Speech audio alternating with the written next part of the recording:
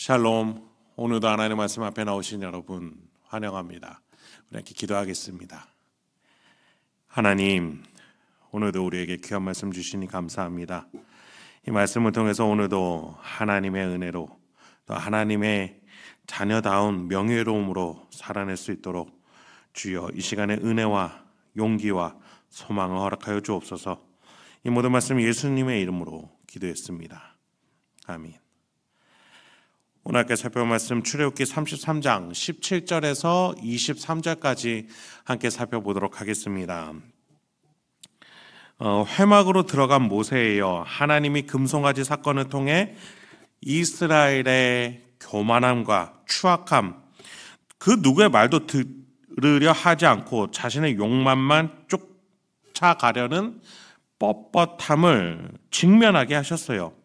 하지만 반면에 하나님께 순종하며 나아왔던 모세의 행보도 함께 보여주십니다.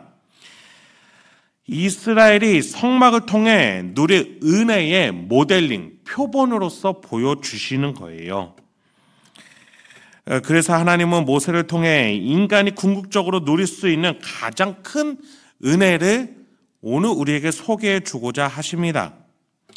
여러분, 모세와 성막은 하나님께 나아오는 길이요 또 표본이 되는 예수를 나타내주는 모델링이에요. 표징이에요. 이 예수는 우리와 한 지체죠. 우리의 대표자인 예수입니다. 즉 예수가 간다면 우리도 갈 수 있는 거예요. 예수가 그 방향으로 가면 우리도 그 방향인 거예요. 그런 점에 있어서 모세와 성막이 제시해주고 예수가 직접적으로 가신 그 길을 우리도 갈 수 있다라고 성경은 우리에게 소개해주고 있는 겁니다. 우리도 이스라엘처럼 죄인이에요. 뻣뻣한 자예요. 욕망만 가득한 자예요. 그럼에도 불구하고 하나님이 우리를 이 길로 인도하고 계시다라고 성경은 말해주고 있는 것이죠. 그렇다면 모세가 이 길로 그 하나님 앞에서 어떤 은혜를 누렸는지를 오늘 본문 속에서 한번 살펴보시죠. 17, 18절 먼저 봅니다. 여호와께서 모세에게 이르시되 네가 말하는 이 일도 내가 하리니 너는 내 목전에 은총을 입었고 내가 이름으로도 너를 알미니라. 모세가 이르되 원하건대 주의 영광을 내게 보이소서. 금송아지 사건 이후에 하나님이 이스라엘을 버리고자 하셨죠. 하나님의 절반의 마음이에요. 하나님의 공의로움에 근거한다면 이러한 처분이 마땅하죠. 그러나 하나님의 절반의 마음은 그들을 용서하시고 다시 품고자 하십니다. 그런데 그 반반의 마음 사이에 하나님의 놀라운 섭리가 있어요. 그 일을 하나님 혼자 하시는 것이 아니라 하나님의 동역자로 모세를 세워 모세를 통해 역사하셨죠. 그 모세의 중보로 그 모세가 동역함으로써 하나님이 이스라엘을 품게끔 하나님이 일하셨어요. 하나님이 원하셨던 삼각관계예요. 하나님은 이런 식으로 하나님 스스로 하실 수 있음에도 삼각관계를 만들어 하나님의 동역자를 한 사람 한 사람 세워오신 것을 우리는 성경 통해 잘 알고 있습니다. 누군가 중재하고 희생하고 도와 약자요 아둔한 자를 하나님께로 끌어오게끔 하나님은 모세도 또 그 다음에 많은 성경의 위인도 그리고 우리까지도 이 교회까지도 하나님은 그렇게 세워놓고 계시는 거예요. 이래하여 모세는 하나님께로 이스라엘을 끌고 나올 수 있는 길을 걸어가는 것이죠. 그런 점에 있어서 모세가 하나님께 은총을 구합니다. 하나님은 모세와의 관계에 대해서 뭐라 말씀하세요? 하나님의 마음에 꼭 든 자다. 이 17, 18절에서 내가 이름으로도 너를 안다라고 얘기하신다는 건 내가 너를 잘 안다라고 말하는 거죠. 모세가 그러니 더 담대하게 하나님께 무언가를 구해요. 뭘 구합니까? 18절에 보니 주의 영광을 내게 보이소서. 하나님의 영광을 보여달라. 이것이 무엇을 의미하는 걸까요? 영화에서 초현실적인 현상을 보듯이 그런 것들을 구하는 걸까요? 단순히 이거라고만 말할 수 있는지 우리 그 다음 구절에서 한번 볼 텐데, 먼저 조금 건너뛰어서 22절을 한번 보시죠. 하나님이 이렇게 얘기하세요. 내 영광이 지나갈 때 내가 너를 반석 틈에 두고 내가 지나도록 내 손으로 너를 덮었다가 손을 거두리니 네가 내 등을 볼 것이요 얼굴은 보지 못하리라. 하나님이 모세에게 무언가를 보여주세요. 하나님의 등을 보여주신대요. 놀라운 하나님의 모습을 보는 사람이라니 너무나도 신비롭고 또 상상조차도 못할 본문입니다. 그런데 하나님이 그 중간 과정으로 손을 덮고 또 거두시는 과정을 겪게끔 하세요. 이게 무슨 의미인지 좀 생각해 보죠. 자, 여러분, 우리가 성경에서 아는 하나님은 영이시다라는 구절이 있어요. 그런데 여기에서 하나님을 본다라는 거, 무언가 영을 본다, 모순적인 것 같아요. 자, 다시 17절을 볼까요? 하나님이 모세를 향해서 내가 이름으로도 너를 안다. 즉, 하나님은 모세를 평가하는 것에서 더 나아가 모세와의 관계를 얘기하고 계세요.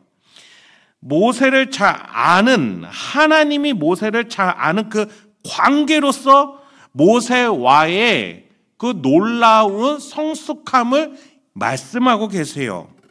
자, 하나님을 본다라는 것은 단순히 시각적인 것을 말하는 게 아니라는 것이죠. 하나님이 모세를 보는 것에서 더 나아가 모세를 이름으로도 아는 것, 개인적으로, 사적으로 깊이 아는 것에 대해서 하나님 말씀하신다면, 이번에는 모세가 하나님을 볼 때에는 보는 것에서 더 나아가 어디까지 간다라는 거예요? 하나님을 아는 것, 하나님을 알 수 있게끔 허락해 주신다라는 것으로 알 수 있겠죠. 22, 23절에서 하나님은 손을 덮었다, 손을 거두시는 것은 모세가 하나님을 특별히 잘 알고 특수하게 깨달을 수 있도록 하나님이 조치를 취하신다라는 의미겠죠. 그런 점에서 23절에서 등은 보고 얼굴을 보지 못한다라는 말은 초월적인 광경을 본다, 그것 의미에서 더 나아가 하나님의 존재에 대해서 우리가 눈으로 보는 것을 더 나아가 하나님을 알고 어떠한 지점으로는 더 인식할 수 없는 지점도 있을 수 있다라는 하나님의 말씀인 거예요. 주의 영광을 본다라는 것은 바로 이러한 의미예요. 초현실적인 영화에서 등장하는 모습, 그것도 있겠죠. 그런데 지금 이 본문에서 말하는 것은 하나님을 깨닫게 된다는 거야. 안다라는 거예요. 하나님을 직접적으로 아는 것을 의미하는 것이죠. 여러분, 그런 점에서 우리 안에서 일하시는 하나님이 얼마나 위대한 일을 하고 계시는지 우리가 다시금 생각해 볼 필요가 있어요. 고린도전서 2장 10절에서 바울은 성령 하나님에 대해서 이렇게 말합니다. 오직 하나님의 성령으로 이것을 우리에게 보이셨으니 성령은 모든 것 곧 하나님의 깊은 것까지도 통달하시느니라. 여러분, 지금 이 본문을 통해서 우리의 위치와 자격이 얼마나 놀라운지, 하나님과 얼마나 가까운지를 우리는 고민해 볼 수 있어야 해요. 하나님의 영광을 모세에게 알려주시는 과정을 한번 볼까요? 19절에서 하나님은 내 모든 선한 것을 모세 앞에 지나게 하십니다. 또 여호와 이름을 선포하시되 모세 앞에서 선포하세요. 다만 얼굴 대신에 등, 하나님의 직접적인 현현이 지나간 반영을까지만 보여주세요. 21절에는 내 곁에 한 장소에 있으라, 즉 하나님 곁에 가까이 오게끔 말씀하시죠. 이게 하나님과 모세의 관계예요. 이스라엘 백성들은 이 회막에서 모세가 하나님을 만나는 것을 저 멀리서 텐트 밖에서 간접적으로 볼 뿐이에요. 그런 점에 있어서 하나님이 우리 안에 계시다라는 것, 그 하나님이 성부 하나님의 가장 깊은 것까지도 깨닫게 성령 하나님이 알려주신다는 것은 모세의 이러한 하나님의 영광을 보는 것에 더 나아가 우리가 얼마나 명예로운 위치에 있는지를 하나님은 이 본문을 통해서 우리에게 알려주고 계시는 것이죠. 여러분, 오늘 본문 속에서 하나님의 현현, 그 반영, 이러한 말들이 얼마나 어렵습니까? 이렇게 하나님을 알고 경험한다는 것을 성경은 더 나아가 시대가 흘러감에 따라 예수 이후에 가장 심플하게 만들어 놓으셨어요. 하나님이 인간이 되신다라는 거예요. 우리에게 나오시고 우리에게 말을 거시며 우리를 안아주시는 하나님이 직접 우리 앞에 나타나셨다. 바로 예수 그리스도. 성탄절의 의미는 바로 이것에 있는 것이에요. 더 나아가 그 예수 그리스도는 우리를 고와 같이 두지 않으시기 위해서 우리에게 성령 하나님을 약속하셨습니다. 그 성령 하나님이 우리 안에서 하나님의 가장 깊은 것까지도 통닫게 하시는 그 영이 우리에게 하나님을 알려주고 계신다는 거예요. 이스라엘 백성들이 그토록 원했고 모세가 하나님 앞에 택정을 받아서 누린 그 은혜를 우리는 더 큰 은혜로 우리 안에 계신 성령 하나님으로 누리고 있는 것이 오늘 신약시대를 살아가는 우리의 모습과 위치라는 것이죠.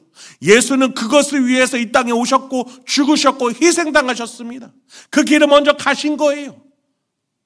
여러분, 우리는 구약시대의 이런 것들을 통해서 더 놀라운 하나님과의 관계로 나아가고 있습니다. 물론 구약시대에 그 성막들을 잘 만들어 놔서 견학하는 것도 좋아요. 그런데 여러분, 그건 표징이에요. 모델하우스예요. 그러면 모델하우스에서 더 나아가 어디로 가야 돼요? 진짜 집에 들어가야죠. 진짜 성전이 우리 안에 있습니다. 그렇다면 모델하우스는 간편하게 보는 용도, 팜플렛 정도예요. 내 안에 성전이 이루어졌으니 내 안에 성령 하나님이 계시니 우리가 누려야 될 것은 모델하우스를 보면서 좋아하는 것이 아니라 내 안에 계신 하나님으로 감사하게 성전으로서 살아가는 하나님과 동행하는 삶을 누리는 것 아니겠습니까? 여러분, 이제 성탄절이 다가오고 있습니다. 오늘 하루도 내 안에 하나님이 임하시기 위해서 이 땅 가운데 인간의 모습으로 오신 예수님을 기억하고 그 사랑을 기억하면서 오늘도 풍성하고 명예롭게 살아가실 수 있는 저와 여러분들에게 소망합니다. 함께 기도하겠습니다. 하나님, 오늘도 우리에게 귀한 말씀 주시니 감사합니다.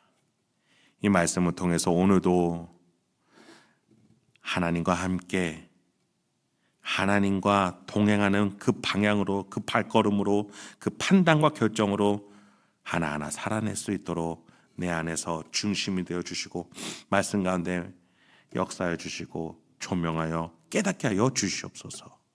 그래서 오늘 하루도 하나님의 자녀답게 성전답게 성전다운 인생을 살아내도록 인도하여 주옵소서. 더 나아가 주님, 이 나라 이 민족을 위해서 기도합니다. 우리 나라의 위정자들에게 지혜와 용기와 겸손을 하나님께서 허락하여 주셔서 하나님 뜻에 합당하게끔 국민을 사랑하고 사람의 생명을 귀하게 여길 줄 아는 위정장들로서 가장 옳은 판단들로 나올 수 있도록 주여 하나하나 붙잡아 주옵소서. 예수님의 이름으로 기도했습니다. 아멘.